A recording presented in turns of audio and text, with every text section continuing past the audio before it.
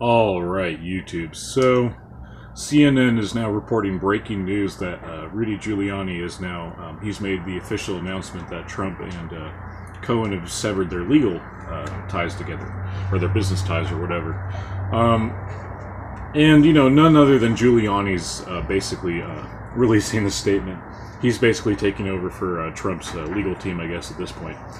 Joe DeGeneva, I believe, is on there as well. And I think also I heard that Kimberly Guilfoyle might get wrapped up into it, but I don't know. I think the whole thing's honestly a nothing burger because, like I said in my previous video about Cohen saying he's willing to work with Mueller, I look at it and I just think it's the same thing as Sam Nunberg. It's just going to be another one of these 4D chess things that Trump's going to roll out. Because Nunberg really got his mission accomplished. He basically destroyed his credibility as a witness, and I think like I said with Cohen, I think he's basically gonna blow smoke up Mueller's ass essentially, and appear to be a credible witness, appear to be working with him, but it's just gonna lead him on a dummy paper trail, I guess. And besides, there's not even any crime there because what we're seeing here is like, okay, so these people from Russia went to the Trump Tower, they met with Don Jr. and whoever else, or Kushner, and they're basically saying that, yeah, they were basically promising dirt on Hillary Clinton, so that's illegal, I guess. Well, they did the exact same thing with the dossier, so it's very hypocritical. But even more so, there's not even a crime there, and the dossier technically isn't illegal. It's not illegal either, but the thing is that there's no crime there because even if he did lie about it, he wasn't under oath, so it's not perjury. I don't really see what the big deal is. And besides even that, like, the spirit of the law, the spirit of the crime, it's not like he did something completely evil. In fact, the people that he was trying to get dirt on, they've drawn enough public spotlight, to the fact, or to the point where they're just universally renowned as evil. And I'm talking about like the Clintons and everybody, and basically everybody from the Obama administration. That seems to be the perception of them, that they're pure evil. Even the people on the left can't stand them. That's why they wanted Bernie so badly, and Bernie got fucked over by the DNC. And then he sold out. I think my theory actually about Bernie is that he actually took a generous bribe from the Clintons, honestly. So basically he would look the other way when he got screwed by the DNC, which is totally what happened. And all of his supporters should know that because, yeah, it's terrifying.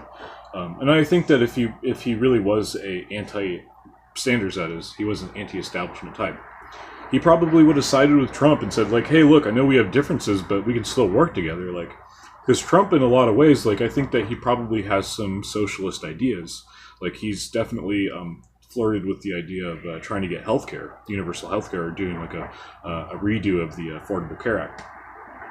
So I think it would have been, I honestly would have totally gone for a Trump-Sanders presidency. That would have been awesome. But that didn't happen. I think, honestly, yeah, Sanders over Pence, fuck yeah. But that didn't happen. So Pence is kind of like a neocon, honestly. And it's amazing. Like, Pence is a neocon, but I also think that Pence is probably still like a never-Trumper. And I think he's like basically there for insurance, I guess, to scare the liberals in case of impeachment or whatever. But the thing is like, well, I just want to go ahead and talk about the term never-Trumper real quick. I reserved that for neocons, essentially. Ben Shapiro, Max Boot, David Frum is the what's it called? The usual suspects, I guess. But anyways, I was kind of sidetracked there, but let's go ahead and go back to this deal with Cohen, because I really do believe that it's going to be one of these 4D chess things where he's basically just going to be feeding Mueller disinformation for a crime that wasn't even committed. And might I remind you that the initial subject of the investigation was Paul Manafort. And then they said, well, let's try and get some, let's basically try and tarnish the reputation of our political rival, Trump, by basically including him in the investigation when there was no crime there. They're essentially saying, okay, we don't like this guy, so let's try and find a crime. That's exactly what happened. And everybody, even if you don't even agree with Trump, you should be like, well, that's pretty fucked up. I mean, it basically shows how corrupt the judicial system is, or pardon me, basically the law, the justice system, sorry. But yeah, it's but I'm not that scared because I know, like, Trump's going to come out the winner, obviously. Excuse me. And if I'm wrong, I'll totally eat my words. I'll be like, yeah, you're right. Hillary's awesome. Mueller's the white knight. Whatever. Like, I will totally. I will eat my flex tape. I will do that totally. Fuck yeah. But seriously, guys, like, there's nothing there, and I hate to disappoint the people. You know, I got some trolls in my last video talking about Mueller, how he was going through Trump's mean tweets. You know, there's nothing there, guys, and I'm gonna make a video about this next because I think it's really important. Look at it this way. If the conspiracy theorists like David Icke are absolutely right that Trump is a Zionist puppet, and I think, by the way, I think that Trump is using Israel in a way. I think he's going to fucking, honestly, I think he's going to fuck him over. I kind of got this reading from his AIPAC speech, like, you know, I think he's got something up his sleeve here. Basically, it's kind of, he was like sarcastically kissing their ass in the speech. You could see it. Wasn't into it at all. It's like, I'm the best thing that happened to Israel.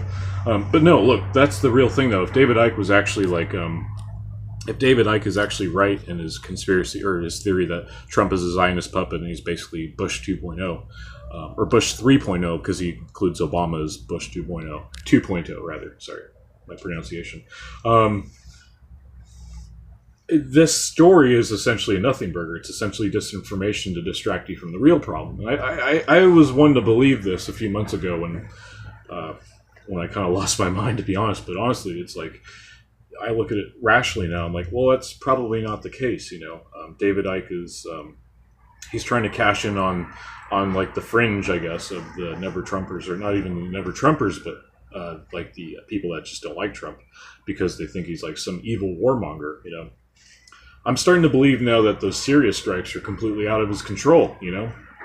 I essentially look at it like elements of the military are still probably bought and paid for.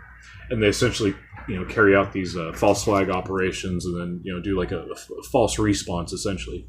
You know, basically to appease their masters, you know?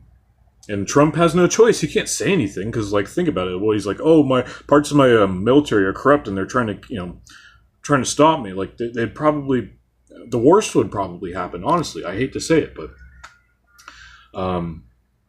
yeah, I don't know where I was going with this, but oh yeah, basically, like, yeah, that would be the real story, that Trump is a Zionist puppet, and that when CNN talks about Russia being the ultimate enemy, it's, you know, they're wrong. It's actually Israel, but you know, it's not that Trump is an Israeli puppet. It's that I think he's honestly using him, and yeah, like I said, if I'm sorry about that, like if I'm wrong about all this, I will totally, like I said, I will eat my flex tip. I totally will. I'll eat my words. So, yeah, guys, conservatives, keep memeing, guys. We got to keep shit posting. Obviously, that's what we gotta do.